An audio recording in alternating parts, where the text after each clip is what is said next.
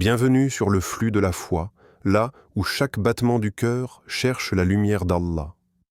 Abonnez-vous dès maintenant pour recevoir des trésors de sagesse, des rappels profonds et des messages qui parlent à votre âme. 1. Connais-toi pour connaître Allah. Il y a dans le silence de l'âme une voix que beaucoup ont oublié d'écouter. On court, on lit, on voyage, on questionne les érudits, on dévore des vidéos, des citations, des livres de 1000 pages, à la recherche d'un sens, d'une paix, d'un Dieu. Mais parfois, on oublie de se tourner vers l'endroit le plus négligé, soi-même. L'histoire d'un jeune homme nous enseigne cela. Il passa des années à parcourir le monde, étudiant les textes anciens, interrogeant les maîtres spirituels, essayant de comprendre ce qu'était Dieu. Il voulait des preuves, des réponses, une présence palpable. Et puis un jour, un vieil homme simple qui n'avait ni diplôme ni bibliothèque lui dit « Cherche-le là où il t'a placé, dans ton propre cœur. Car Allah ne se cache pas dans les mystères lointains. Il se manifeste à travers ce que tu vis, ce que tu ressens, ce que tu deviens. Et sur la terre, il y a des signes pour ceux qui croient avec certitude et en vous-même. Ne voyez-vous donc pas » Sourate Ad-Dariyat 51, 20 à 21 commence ici. Pas dans les étoiles, pas dans des systèmes philosophiques complexes. Commence par observer ton cœur. Écoute-le. Que dit-il quand tout est calme? Pleure-t-il? Tremble-t-il? Espère-t-il encore? Ta première mission n'est pas de tout comprendre, mais de te comprendre toi-même. Leçon 1. Reconnais tes émotions. Ne les rejette pas. Elles sont des messagères. Ta colère te parle de ce que tu veux protéger. Ta tristesse te parle de ce que tu as aimé. Ta peur te parle de ce que tu crois pouvoir perdre. Ne les combats pas. Apprends à les écouter sans qu'elles te contrôlent. Leçon 2. Reconnecte-toi à ta fitra. Cette nature originelle, pure, limpide, qui sait reconnaître la vérité sans être formée à le faire. Elle est ce souffle qu'Allah a placé en toi avant même ta naissance. Chaque retour vers toi est un retour vers lui. Leçon 3. Distingue ton ego de ton âme. L'ego veut contrôler, il veut avoir raison, il veut posséder. Ton âme, elle, cherche à s'élever. Elle aspire à l'humilité, à la lumière, à la soumission douce. N'écoute pas toujours la voix la plus bruyante en toi, c'est souvent celle qui te perd. Leçon 4. Développe l'ikhlas, la sincérité. Pourquoi fais-tu ce que tu fais? Quand tu pries, est-ce pour Allah ou pour cocher une case? Quand tu aides, est-ce pour être vu ou pour plaire à ton Créateur? Et il ne reçut Dieu l'ordre que d'adorer Allah, lui vouant un culte exclusif. Sourate Al-Bayyina 98, 5. Leçon 5. Pratique le tawakkul, la confiance en Allah. Connais-toi, mais n'essaie pas de tout contrôler. Confiance ne veut pas dire passivité. C'est agir avec conscience, puis déposer les résultats dans les mains d'Allah. C'est dire « Ô Allah, je fais de mon mieux, et toi, tu fais le reste. » Leçon 6. Développe la gratitude. Pas juste pour les grandes choses, mais pour les petits détails.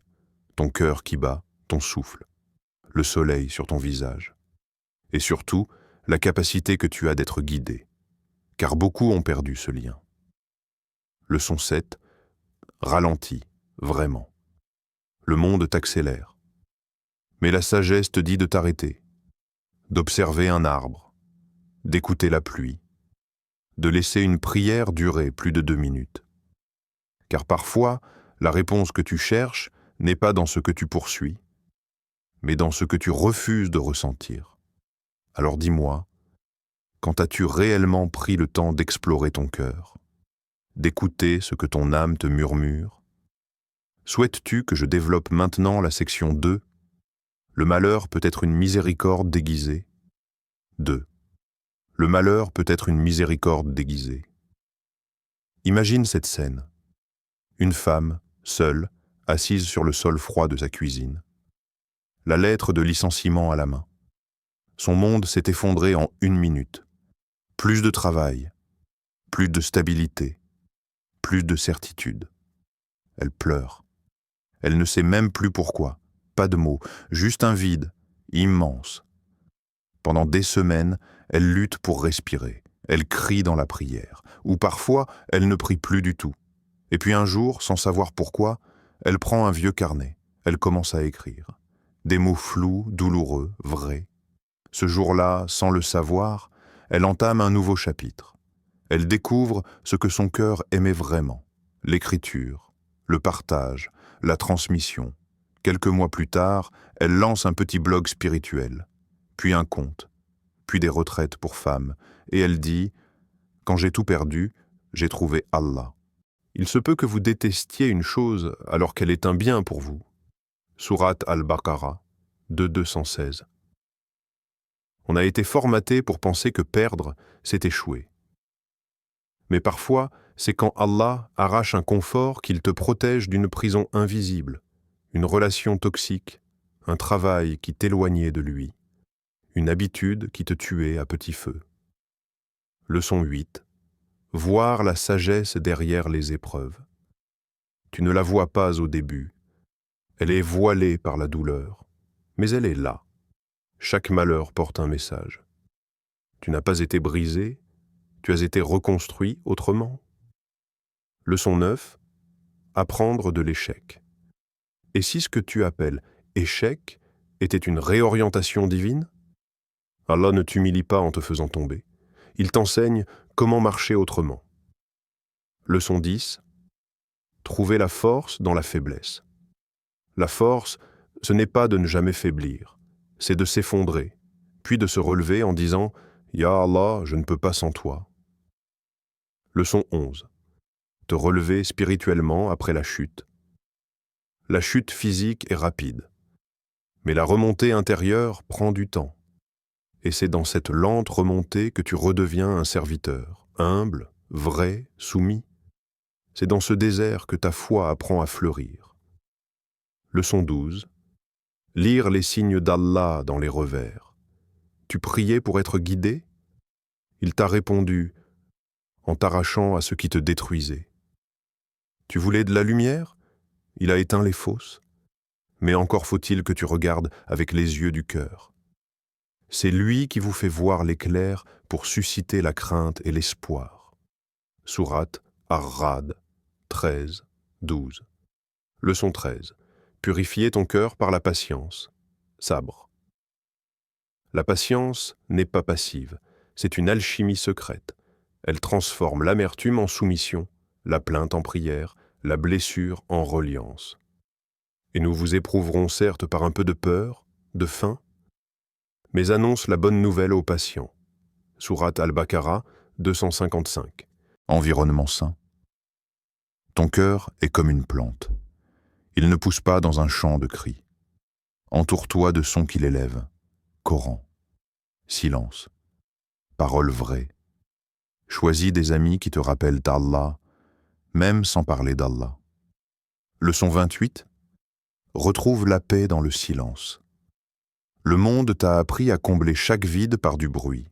Mais le vide est parfois la voix d'Allah qui appelle. Éteins la musique. Laisse ton cœur respirer. Reste dans le silence. Tu y entendras ce que les écrans t'empêchent de ressentir. Leçon 29. Reviens à des habitudes sobres, simplicité dans l'alimentation, dans les vêtements, dans les mots. La surconsommation ne fatigue pas que le corps. Elle éteint la lumière intérieure. Reviens à l'essentiel. Tu verras clair. Leçon 30. Nettoie ton cœur par le dhikr, le rappel d'Allah. Pas besoin de grandes phrases. Subhanallah, Alhamdulillah, Allahu Akbar. Ce sont des clés, des gouttes de lumière. Elles lavent ton cœur, doucement, inlassablement. En vérité, c'est par le rappel d'Allah que les cœurs se tranquillisent. Sourate Ar-Ra'd 13.28. Leçon 31. Reconnecte-toi à la parole divine, pas pour cocher une case, pas pour lire vite. Lis le Coran comme s'il te parlait, parce que c'est le cas. Chaque verset est une lumière, chaque mot est une guérison. Ô homme, une exhortation vous est venue de votre Seigneur, une guérison pour ce qui est dans les poitrines. Sourate Yunus 10,57. 5. La patience est ta vraie force. Il fut un homme brisé dans son corps, un homme vidé par les pertes, un homme que tout le monde oublia, sauf Dieu. Il s'appelait Ayoub, Job, prophète de Dieu. Il perdit ses enfants, ses biens, sa santé, ses proches, et que dit-il? Pas de plainte, pas de colère. Il lève les yeux vers le ciel et murmure « Le mal m'a touché ». Et toi, tu es le plus miséricordieux. Sourate Al-Anbiya 21, 83. Il ne dit pas « Pourquoi moi ?» Il ne dit pas « J'en ai assez ?» Il ne demande même pas que ça cesse. Il rappelle la beauté d'Allah, même au milieu de sa douleur. Allah est avec ceux qui sont patients. Sourate Al-Baqarah 253. Pas au-dessus, pas à côté, avec. Leçon 33. Redéfinis la patience comme une force. Patience n'est pas faiblesse. C'est rester debout quand tout en toi veut tomber. C'est continuer de prier quand le cœur est sec. C'est la dignité de celui qui souffre sans perdre la lumière. Leçon 34. Remplace la plainte par le rappel. Tu as le droit de parler de ta douleur. Mais parlant à Allah avant tout, dis-lui « Ya Rab, tu vois ce que je traverse. Je ne comprends pas tout, mais je te fais confiance. » Chaque mot de dhikr est un fil qui te rattache au ciel. Leçon 35. Cultive la constance. Ce n'est pas l'intensité qui change une vie, c'est la régularité. Même une petite prière, mais chaque jour. Même un verset, mais chaque matin. Le prophète disait « L'acte le plus aimé d'Allah est celui qui est régulier, même s'il est minime. » Leçon 36. Attends avec confiance. Ce que tu vis n'est pas une punition, c'est une préparation. Peut-être qu'Allah retarde une réponse pour te faire grandir. La patience n'est pas juste d'attendre, c'est comment tu attends. Leçon 37. Vois le temps comme un allié, le temps guérit ce que l'impatience détruit. Ce que tu traverses aujourd'hui, un jour tu le raconteras avec sagesse. Et tu diras, c'était dur mais j'ai tenu. Et ce sera magnifique. Leçon 38. Deviens un exemple de résilience. Ta douleur, si tu l'offres à Allah, devient un flambeau. Ce que tu vis maintenant, d'autres le vivront. Et ton exemple leur dira, tu peux tenir, tu peux te relever, tu n'es pas seul. Leçon 39. Approche-toi d'Allah dans le silence de l'épreuve. Il y a un moment où tu ne sais plus quoi dire. C'est dans ce silence que ton cœur parle. Et Allah écoute même les larmes invisibles. Et ton Seigneur ne t'a ni abandonné ni détesté. Sourate Ad-Duha 93.3. 6. La prière est plus qu'un devoir. C'est un refuge. Il s'appelait Adam. Il ne souriait plus, il ne dormait plus, il ne rêvait plus. La vie l'avait usé, lentement, comme l'eau creuse la pierre. Un jour, sans grand plan, sans grand déclic, il a fait les ablutions, il s'est levé. Il a posé son front sur le tapis. Pas une prière parfaite, mais une prière sincère, silencieuse, lente, vraie. Il dit « Je n'ai pas changé de vie, c'est la lumière en moi qui a changé tout le reste. » Cherchez secours dans la patience et la prière. Sourate Al-Baqarah 2.45. La prière n'est pas une punition, ce n'est pas une charge à cocher sur ta to-do list. La prière, c'est un refuge, une main tendue, une source, une invitation à rentrer chez toi. Leçon 41, reconnecte avec la salah. Pas avec la version automatique, pas avec les gestes appris et oubliés, mais avec l'intention, le sens, le cœur. Entre dans la prière comme on entre dans un sanctuaire. Comprends son pouvoir thérapeutique. Tu cherches la paix partout, sauf là où elle t'attend 5 fois par jour. La salah n'efface pas les problèmes. Elle change celui qui les porte. Elle remet ton cœur en ordre quand tout semble s'effondrer. Leçon 43. Transforme la routine en adoration, ce qui rend une prière vivante, Ce n'est pas le nombre de raka'at. C'est le souffle, le calme, le lien. Même si tu ne ressens rien, continue. Parce que tu n'as jamais vu ce qu'Allah fait dans l'invisible quand tu poses ton front au sol. Leçon 44.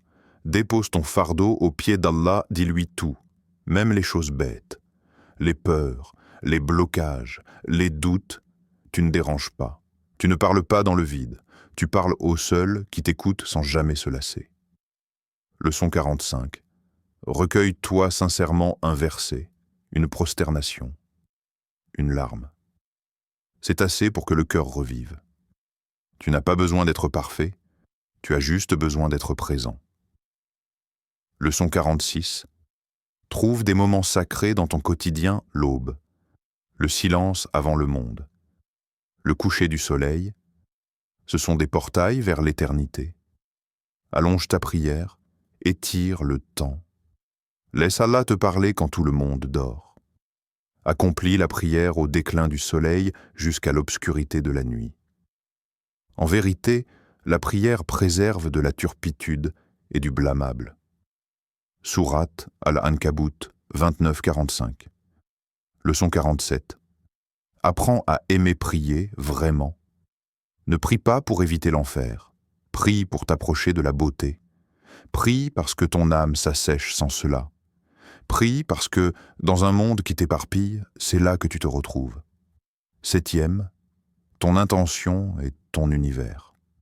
Parfois, ce ne sont pas les grandes œuvres qui changent une vie, mais un geste invisible, une action minuscule portée par un cœur immense. Le prophète a raconté cette histoire bouleversante. Une femme pécheresse voit un chien assoiffé. Elle descend dans un puits, puise de l'eau avec sa chaussure et l'abreuve. Allah, dans son infinie miséricorde, lui pardonne tous ses péchés. Pourquoi?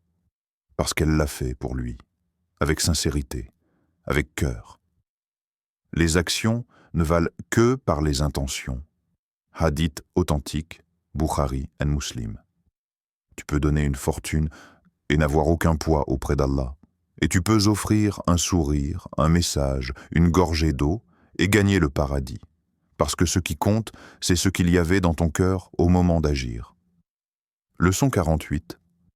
Rectifie ton intention avant chaque action, avant de parler, avant de poster, avant de travailler. Demande-toi, est-ce pour plaire aux gens ou pour qu'Allah m'aime? Même ton silence, s'il est pour lui, devient lumière. Leçon 49. Cherche l'agrément d'Allah en tout, faire la cuisine, aller au travail, réviser pour un examen. Dis en ton cœur, Ya Rab, je fais cela pour toi. Aide-moi à être sincère. Et tout devient adoration. Leçon 50. Ne minimise jamais une bonne action, un mot doux, un regard compatissant, un partage discret. Le prophète a dit « Ne sous-estime aucune bonne action, fût-ce de rencontrer ton frère avec un visage souriant. Tu ne sais jamais quelle action fera pencher la balance. » Leçon 51. Sois cohérent entre ce que tu dis et ce que tu vis. Une intention pure ne peut pas cohabiter longtemps avec des actes vides. Aligne ton intérieur et ton extérieur. Demande à Allah, fais de moi une personne vraie, dans mes paroles comme dans mes choix. Leçon 52. Fais du quotidien un lieu d'adoration. Ta maison peut être un masjid, ton ordinateur, un outil de khair, ton téléphone, une voix pour le rappel. Tout dépend de l'intention que tu y mets. Leçon 53. Donne du sens à ta routine. Il ne s'agit pas de tout changer, mais de changer la direction. Comme une boussole qu'on réoriente, même dans la même marche. Dis, ma prière, mon sacrifice, ma vie et ma mort sont pour Allah, Seigneur de l'univers. Sourate Al-An'am, 662. Leçon 54. Vis pour l'au-delà. Quand tu vis pour l'au-delà, tout change de couleur. Le monde n'est plus une course, il devient un champ de semences. Chaque geste devient un acte de semence pour demain, pour l'éternité. 8. Ne laisse pas Shaitan t'ôter l'espoir. Leçons 56 à 63. Tu n'es jamais trop loin pour revenir. Histoire. Un homme pécheur, honteux, dit « Je suis trop sale pour revenir ». Mais un verset change sa vie. Ô mes serviteurs qui avez commis des excès à votre propre détriment, ne désespérez pas de la miséricorde d'Allah. Sourate